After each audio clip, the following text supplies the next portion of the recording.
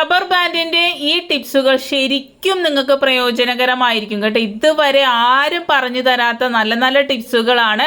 ഇതിനു മുമ്പ് ഞാൻ റബ്ബർ ബാൻഡിൻ്റെ ഒരു വീഡിയോ ചെയ്തിട്ടുണ്ട്. അത് നല്ല രീതിയിൽ എല്ലാവരും കണ്ട് സപ്പോർട്ട് ചെയ്ത് നല്ലതാണ്, ചെയ്ത് നോക്കിയിട്ട് നല്ല അഭിപ്രായം പറഞ്ഞൊരു വീഡിയോ ആണ് ഇതും. അതുപോലെ തന്നെ കിഡിലൻ ടിപ്പുകളാണ് കേട്ടോ.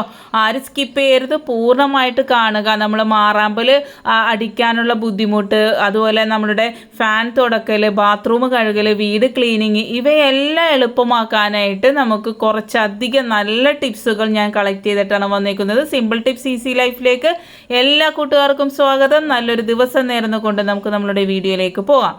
ആദ്യമായിട്ട് റബ്ബർ ബാൻഡ് ഞാൻ ഇതിനു മുമ്പുള്ള വീഡിയോ കാണിച്ച് തന്നിട്ടുണ്ട്. ഒട്ടിപ്പിടിക്കാതെ നല്ലപോലെ ഇരിക്കാൻ പൗഡർ ഇട്ട് കൊടുക്കുക. പൗഡർ ഇല്ലാത്തവർക്കാണെങ്കിൽ ഇതുപോലെ വാസ്ലിൻ എടുത്ത് ഒരു നുള്ള് കയ്യിൽ പരട്ടിയതിന് ശേഷം റബ്ബർ ബാൻഡിൽ ഫുള്ള് നമ്മൾ ഇതുപോലെ ഒന്ന് തേച്ച് കൊടുത്ത് വെക്കുക. ഇല്ല നിങ്ങളെ കയ്യിൽ വാസ്ലിൻ ഇല്ലെങ്കിൽ ഒരു നുള്ള് വെളിച്ചെണ്ണ കയ്യിൽ തേച്ചിട്ട് നമ്മൾ ഇതാക്കി കൊടുക്കുക കേട്ടോ. മിക്സ് ചെയ്ത് കൊടുക്കുക. ഒരിക്കലും അത് ഒട്ടിപ്പിടിക്കില്ല. അടുത്തായിട്ട് നമ്മുടെ എണ്ണപ്പാത്രങ്ങളിൽ ഏറ്റവും വലിയ പാടാണ് വഴുവഴുപ്പ്. കൈ ഇങ്ങനെ പിടിക്കുമ്പോൾ പെട്ടെന്ന് ഇങ്ങനെ കൈ തെന്നി പോവുക. ഗ്ലാസ് ബോട്ടിലാണെങ്കിൽ പ്രത്യേകിച്ച്, അതുപോലെ സൈഡിൽ കൂടെ ഒലിച്ചു പോവുക, അതൊക്കെ ഭയങ്കര ബുദ്ധിമുട്ടാണ്. അപ്പോൾ ടിഷ്യൂ പേപ്പർ എടുത്ത് റബ്ബർ ബാൻഡ് കൊണ്ട് ഇതുപോലെ ഇട്ട് കൊടുത്താൽ 2 റബ്ബർ ബാൻഡോ 3 റബ്ബർ ബാൻഡോ ഇട്ട് കൊടുക്കുക. അപ്പോൾ നമ്മൾ പിടിക്കുമ്പോൾ നല്ല ഗ്രിപ്പ് ഉണ്ടാവും, കയ്യിൽ നിന്ന് തെന്നി പോകുകയില്ല കേട്ടോ. അപ്പോൾ വളരെ യൂസ്ഫുൾ ആയിട്ടുള്ള, നമ്മൾ ഹറിബറിയിലൊക്കെ നമ്മൾ ഇത് ചെയ്യുമ്പോൾ മിക്കപ്പോഴും നമുക്ക് പറ്റുന്ന ഒരു ബുദ്ധിമുട്ടാണ് ഇങ്ങനെ ഈ വരുന്ന പ്രശ്നം. അടുത്തതായിട്ട് നമ്മൾ ഇതുപോലെ തന്നെ നമ്മൾ നെയ്ക്കുപ്പിയിലാണെങ്കിലും വളരെ ബുദ്ധിമുട്ടാണ് അല്ലേ. നമ്മൾ കുറച്ച് നെയ്യ് എടുത്താൽ അതിൻ്റെ ചുറ്റും ഇങ്ങനെ ഇത് വരും. പിന്നെ താഴെ പോയി താഴെ ഒരു എണ്ണമയം വന്ന് കിടന്നിട്ട് ആ ഒരു വെക്കുന്ന സ്ഥലം മൊത്തം നമ്മളെ എണ്ണമയം വരും അല്ലേ. അപ്പോൾ അതിനും ഇതുപോലെ തന്നെ നമ്മളൊരു ടിഷ്യൂ എടുത്തിട്ട് നമ്മൾ ഇതുപോലെ റബ്ബർ ബാൻഡ് ഇട്ട് കൊടുത്തു കഴിഞ്ഞാൽ വളരെ യൂസ്ഫുള്ളാണ്.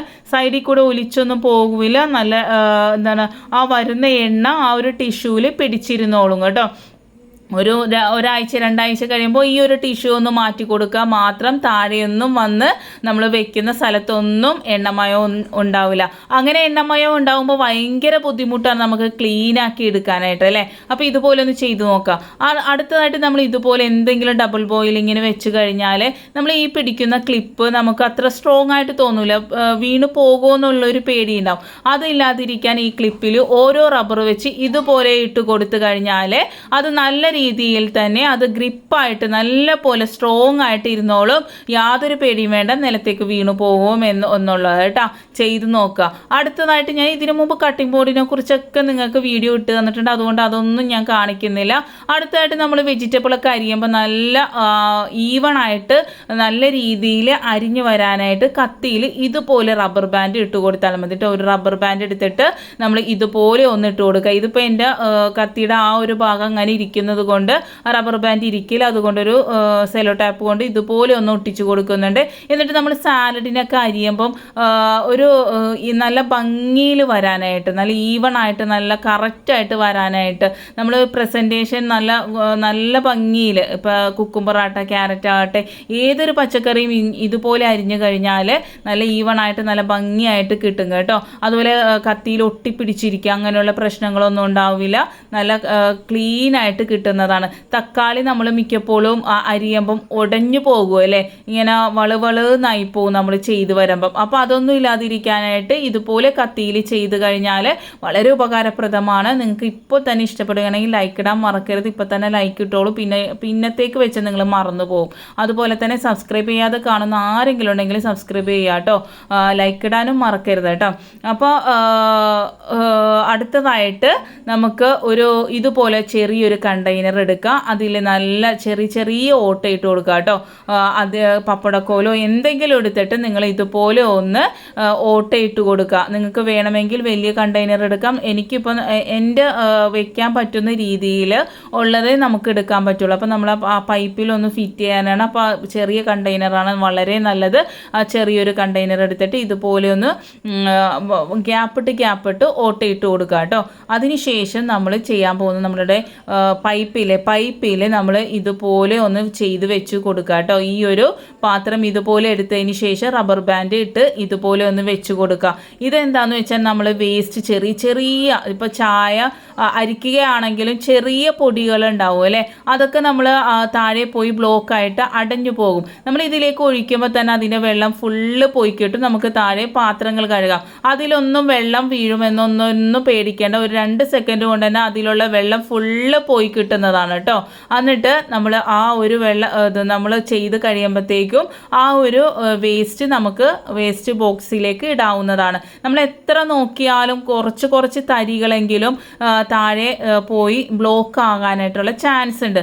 ഇത് മുഴുവനെ നമ്മൾ പൂർണ്ണമായിട്ടും വേസ്റ്റ് മാറ്റാനായിട്ട് ഇങ്ങനെ ചെയ്യുമ്പോൾ നമുക്ക് സാധിക്കുന്നതാണ് കേട്ടോ. വളരെ പെട്ടെന്ന് നമുക്ക് ക്ലീൻ ആക്കാനും അതുപോലെ ബ്ലോക്ക് വരുന്നതൊക്കെ നമുക്ക് ഇല്ലാതാക്കാനും സഹായിക്കുന്നതാണ് കേട്ടോ. അപ്പം തീർച്ചയായിട്ടും ഇതുപോലെ ഒന്ന് ചെയ്തു നോക്കാം.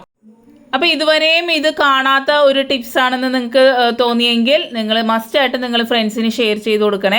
അടുത്തായിട്ട് നമ്മൾ കുട്ടികളൊക്കെ ഇതുപോലെ ഹാൻഡ് വാഷ്, ഇപ്പോൾ ഓണ വെക്കേഷനാണ് വരുന്നത്, ഹാൻഡ് വാഷ് ഇങ്ങനെ നെക്കി ഒരു ദിവസം കൊണ്ട് തന്നെ ഒരു കുപ്പി ഫുള്ള് തീർക്കും അല്ലേ. അപ്പോൾ 2 റബ്ബർ ബാൻഡ് എടുത്ത് ഇതുപോലെ ഒന്ന് നിങ്ങൾ ചെയ്ത് കഴിഞ്ഞാൽ വളരെ കുറച്ച് മാത്രമേ, എത്ര നെക്കിയാലും വളരെ കുറച്ച് മാത്രമേ ഇതിൽ നിന്നും ലിക്വിഡ് പുറത്തേക്ക് വരികയുള്ളൂ. ഒന്ന് ചെയ്ത് നോക്കാം കേട്ടോ. അടുത്തതായിട്ട് നമ്മൾ ഹറിബറിയിൽ പഞ്ചസാരയൊക്കെ രാവിലെ എടുക്കുമ്പോൾ ഏതൊരു സാധനം മുളക് മഞ്ഞളൊക്കെ നമ്മൾ ഹറിബറിയിൽ എടുക്കുമ്പോൾ കുറേ ആയി പോകാറുണ്ട് അല്ലേ. അപ്പം നമുക്ക് ഈ ഒരു സ്പൂൺ കൊണ്ട് നമ്മൾ ഇങ്ങനെ എടുക്കുമ്പോൾ തന്നെ നമുക്ക് ആവശ്യത്തിന് ഇങ്ങനെ ഇതുപോലെ ചെയ്തിട്ട് വളരെ സിമ്പിളായിട്ട് വളരെ എളുപ്പത്തിൽ നമുക്ക് കറക്റ്റിന് ഇടാനായിട്ട് സാധിക്കുന്നതാണ് കേട്ടോ. അതുപോലെ തന്നെ മൂടി ടൈറ്റായിട്ട് ഇരിക്കാനും ഈ ഒരു ടിപ്പ് സഹായിക്കുന്നതാണ്. അടുത്തായിട്ട് ഞാനൊരു സ്പോഞ്ച് എടുത്തിട്ടുണ്ട്. നിങ്ങൾക്ക് നീളനെയുള്ള സ്പോഞ്ചാണ് കിട്ടുന്നതെങ്കിൽ അതിൻ്റെ അളവിന് ഈ ഒരു അളവ് ഞാൻ എടുത്ത് കാണിച്ചു തരുന്നുണ്ട്. ഇത് എല്ലാ ഷോപ്പിലും കിട്ടുന്ന ഒരു സ്പോഞ്ചാണ്. നമ്മൾ പാത്രം കഴുകാനൊക്കെ മേടിച്ചിട്ട് ഇതുപോലെ മുറിച്ച് എടുക്കാറുണ്ട്. അപ്പോൾ ആ ഒരു സ്പോഞ്ച് വെച്ച് നല്ല അടിപൊളി ഒരു ടിപ്പാണ് കേട്ടോ. ഈവണായിട്ട് ഈ ഒരു അളവിൽ നമ്മൾ ഇതൊന്ന് കട്ട് ചെയ്തെടുക്കുന്നുണ്ട്. ഇപ്പം ഞാൻ അളന്ന് നോക്കിയപ്പോൾ 4 പീസാണ് ആയേക്കുന്നത്. നമ്മളുടെ വൈപ്പറാണ് എടുത്തേക്കുന്നത്. ആ വൈപ്പറിൽ 4 പീസാണ് നമുക്ക് വേണ്ടത്. ആ ഒരു 4 പീസ് ഇതുപോലെ ഒന്ന് കഷ്ണിച്ചെടുക്കുന്നുണ്ട് കേട്ടോ. ഈ ഒരു സ്പോഞ്ച് വളരെ സിമ്പിളായിട്ട് നമുക്ക് എല്ലാ കടകളിലും കിട്ടുന്നതാണ്. അതുപോലെ വളരെ എക്സ്പെൻസ് ഒന്നുമില്ല, വളരെ ഒരു ചെറിയൊരു തുകക്ക് കിട്ടുന്നതാണ് കേട്ടോ. അത് എന്നിട്ട് വൈപ്പറിൽ ഇതുപോലെ നിങ്ങൾ റബ്ബർ ബാൻഡ് ഇതുപോലെ 2 എണ്ണം വെച്ചാണ് ഞാൻ ഇട്ട് കൊടുക്കുന്നത്.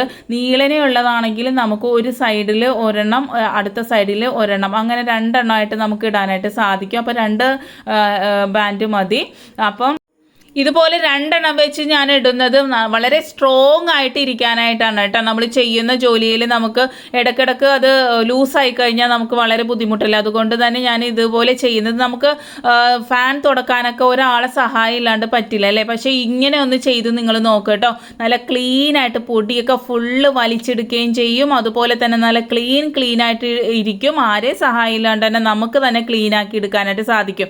അതുപോലെ തന്നെ മാറാമ്പൽ തൂക്കാനാണെങ്കിൽ ഇതേപോലെ തന്നെ നിങ്ങളൊന്ന് ചെയ്താൽ മതി. നമുക്ക് ഈ ഒരു സ്പോഞ്ച് കഴുകി ഉപയോഗിക്കാവുന്നതാണ്. ഞാനത് കാണിച്ചു തരുന്നുണ്ട്. അതുപോലെ തന്നെ നമുക്ക് അടിച്ചു വാരാനും തുടക്കാനൊക്കെ മടിയുള്ള ദിവസങ്ങളിൽ ഇതുപോലെ ഒന്ന് നിങ്ങൾ ചെയ്തു നോക്കട്ടെ. നല്ല രീതിയിൽ തന്നെ പൊടി നല്ല പോലെ ക്ലീൻ ആകുകയും ചെയ്യും. തുടച്ച പോലെ നമ്മളെ വീടാവും കേട്ടോ. സൈഡ് ഭാഗങ്ങളെല്ലാം നല്ല ക്ലീനായിട്ട് വരുന്നതാണ്. ചെറിയ മുടികൾ ചെറിയ പൊടികൾ എല്ലാം നല്ല ക്ലീനായിട്ട് നമുക്ക് വയ്യാണ്ടിരിക്കുക അല്ലെങ്കിൽ നമ്മൾ ജോലിക്കാർ വരാതിരിക്കുക നമുക്ക് ചെയ്യാൻ മടിയുള്ള ദിവസങ്ങളിൽ നിങ്ങൾ ഇതുപോലെ ഒന്ന് ചെയ്തു നോക്ക്. കണ്ടില്ലേ, നല്ല ക്ലീനായിട്ട് കിട്ടിയിട്ടുണ്ട്. ചെറിയ പൊടി വരെയും വലിച്ചെടുക്കുന്നതാണ്. ചെറിയ പൊടി മുടി എല്ലാം നല്ല ക്ലീനായിട്ട് വരുന്നതാണ്. മസ്റ്റായിട്ട് നിങ്ങൾ ട്രൈ ചെയ്ത് നോക്കുക കേട്ടോ. ഇതിനു മുമ്പ് ഞാൻ ഇതുപോലെ നല്ല വീഡിയോസ് ഇട്ടിട്ടുണ്ട്. എല്ലാവരും കാണാത്തവർ ഓരോ വീഡിയോസും പോയി കാണുക. കുക്കറിനെ കുറിച്ചൊക്കെ നല്ല അടിപൊളി വീഡിയോസ് ഇട്ടിട്ടുണ്ട് കേട്ടോ. അതൊക്കെ പോയി കണ്ട് നിങ്ങളൊന്ന് ചെയ്ത് നോക്കുക. അടുത്തതായിട്ട് ഈ ഒരു സ്പോഞ്ച് നമുക്ക് എങ്ങനെ കഴുകിയെടുക്കാം, വളരെ സിമ്പിളായിട്ട് കഴുകിയെടുക്കാനായിട്ട് സാധിക്കും. ഈ സ്പോഞ്ച് മുങ്ങിക്കിടക്കുന്ന രീതിയിൽ വെള്ളം എടുക്കുക. ചൂടുവെള്ളം ഒന്നും വേണ്ട, സാധാ വെള്ളം എടുത്താൽ മതി. എന്നിട്ട് നിങ്ങൾ ലൈസോളോ എന്തെങ്കിലും ഡിഷ് വാഷ് ലിക്വിഡ് എന്തെങ്കിലും ഒന്ന് ഒഴിച്ചിട്ട് നമ്മൾ കൈ കൊണ്ടൊന്ന് ഇതാക്കി കഴിയുമ്പോഴത്തേക്കും നല്ല രീതിയിൽ തന്നെ അത് ക്ലീനായി കിട്ടും. ഇത് കഴുകി യൂസ് ചെയ്യാനൊക്കെ ബുദ്ധിമുട്ട്. ഞാൻ പറഞ്ഞില്ല, ഇതിപ്പോൾ ചെറിയ പീസായതുകൊണ്ടാണ്, അല്ലെങ്കിൽ 2 പീസേ ഉണ്ടാവുള്ളൂ. ഇതിപ്പോൾ 4 പീസ് വന്നേക്കുന്നത് ചെറിയ പീസ് ആയതുകൊണ്ടാണ് കേട്ടോ. അപ്പോൾ ഇതുപോലെ ഒന്ന് നിങ്ങൾ ചെയ്ത് നോക്കുക. അടുത്തായിട്ട് ഞാനിവിടെ ചകിരി എടുക്കുന്നുണ്ട്. ചകിരി കിട്ടാത്തവരാണെങ്കിൽ തേങ്ങൻ്റെ മൂട്ടിലുണ്ടാവുന്ന ചകിരി ആണെങ്കിൽ എടുത്താൽ മതി. ഇതിപ്പോൾ എൻ്റെ വീട്ടിൽ മുഴുവനെ തേങ്ങ ഉള്ളത് കൊണ്ടാണ് ഈ ഒരു ചകിരി എടുക്കുന്നത്. അല്ലെങ്കിൽ നമ്മൾ കടയിൽ നിന്ന് വാങ്ങുമ്പോൾ മൂട്ടിൽ മാത്രം ചകിരി ഉണ്ടാവില്ല, ആ ചകിരി ആണെങ്കിൽ എടുത്താൽ മതി. ഇതുപോലെ അതിൻ്റെ ചകിരി ചോറ് കളഞ്ഞെടുക്കണം. കൈകൊണ്ട് നല്ലതുപോലെ ഇതാക്കി കഴിഞ്ഞാൽ അത് കുറേ പോയി കിട്ടും. എന്നിട്ട് ഇതുപോലെ നമ്മളുടെ സോപ്പ് പെട്ടിയുടെ ആ ഒരു മൂടിയിൽ അതിലേക്ക് ഞാൻ സ്പോഞ്ച് വെച്ച് കൊടുക്കുന്നുണ്ട്. ഇല്ലെങ്കിൽ നിങ്ങൾക്ക് ചകിരി തന്നെ ഫുള്ള് ഫില്ല് ചെയ്യാൻ പറ്റുമെങ്കിൽ അതുപോലെ ചെയ്യാം. എന്നിട്ട് റബ്ബർ ബാൻഡ് കൊണ്ട് ഇതുപോലെ 3 റബ്ബർ ബാൻഡ് കൊണ്ട് നമ്മൾ ഇതൊന്ന് ഫിക്സ് ചെയ്യുന്നുണ്ട് കേട്ടോ. ഇത് വളരെ ഉപയോഗപ്രദമായ പണ്ട് കാലങ്ങളിൽ നമ്മൾ ബാത്റൂം വാഷ് ബേസിനൊക്കെ കഴുകിക്കൊണ്ടിരുന്ന ഇതുപോലെ ചകിരി കൊണ്ടായിരുന്നു അല്ലേ. നല്ല ക്ലീൻ ആകും കേട്ടോ. ഉദ്ദേശിക്കുന്ന പോലെ നമ്മൾ കൈ കൊണ്ട് ഇങ്ങനെ പ്രസ് ചെയ്ത് വളരെ ബുദ്ധിമുട്ടി ഒരച്ചൊന്നും കഴുകേണ്ട കാര്യമില്ല. നമ്മളൊന്ന് ജസ്റ്റ് ഒന്ന് ഉരക്കുമ്പോൾ തന്നെ ആ സൈഡിൽ ആ ടൈലിൻ്റെ വിടവിലൊക്കെ ഉള്ള അഴുക്കുകൾ മൊത്തം പോയി കിട്ടും കേട്ടോ. ഒരു പ്രാവശ്യമെങ്കിലും നിങ്ങളിത് ചെയ്ത് നോക്കുക. വളരെ എഫക്റ്റീവ്. നമ്മൾ കുറേ ബ്രഷും സാധനങ്ങളും മേടിച്ച് കൈകൊണ്ട് മുറുക്കി ഒരച്ചൊന്നും കഴുകേണ്ട കാര്യമില്ല. ഏതെങ്കിലും ഒരു ലിക്വിഡ് സോപ്പ് ഒഴിച്ചു കൊടുത്തതിന് ശേഷം നല്ലതുപോലെ ഒന്ന് തേച്ചാൽ മാത്രം മതി. നല്ല തിളങ്ങും. അപ്പോൾ നമുക്ക് ഈ കുറേ ബ്രഷും സാധനങ്ങളും മേടിച്ച് കാശ് കളയുന്നതിനേക്കാളും നല്ലത് ഇതുപോലെ ചകിരിയൊക്കെ എല്ലാവരെയും വീട്ടിലുണ്ടാവും. ഞാൻ പറഞ്ഞ പോലെ ചകിരി കിട്ടാത്തവർ തേങ്ങയുടെ മൂട്ടിലുള്ള ആ ഒരു ചകിരി മാത്രം എടുത്ത് പിച്ചിയെടുത്താൽ മതി കേട്ടോ. വളരെ യൂസ്ഫുൾ ആയിട്ടുള്ള വളരെ സിമ്പിളായിട്ടുള്ള നല്ല നല്ല ടിപ്സുകളാണ് ഞാൻ കാണിച്ചു തന്നേക്കുന്നത്. ഇനിയും നല്ലൊരു ടിപ്സുമായി വരാം. Thanks for watching. Next time നല്ലൊരു വീഡിയോയുമായി വരാം.